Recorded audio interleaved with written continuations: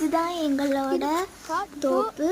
நாங்கள் இங்கே ரொம்ப நாளாக ஒர்க் பண்ணிட்டு இருக்கோம். எங்கள் அப்பா எல்லாருமே சின்ன வயசுலேருந்து ஒர்க் பண்ணிட்டு இருக்காங்க, எங்கள் தாத்தா காலத்துலேருந்து. இதுதான் எங்கள் கிணறு.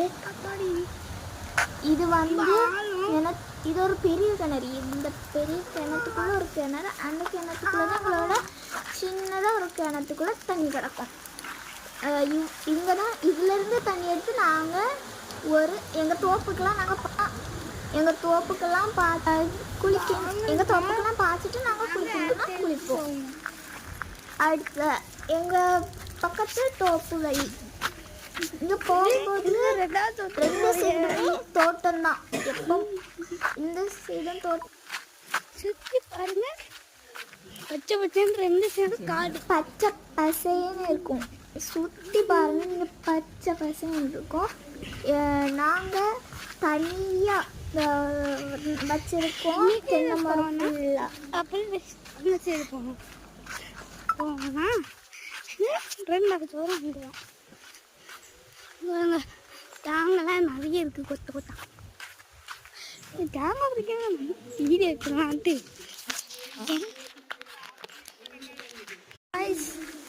இது பார்த்தோம். இதுதான் கிணறு. தடி உள்ள போக முடியும், பார்க்கவே முடியல. அப்பாடி ரொம்ப ஆளும்.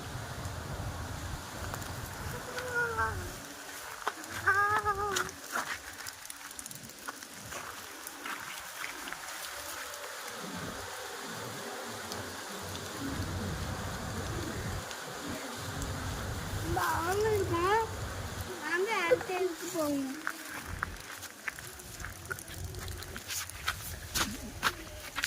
இது எங்களுக்கு ரெண்டாவது தோட்டத்துக்கு போகிற வழி. சுற்றி பாருங்க, பச்சை பச்சைன்னு ரெண்டு சைடும் காடு.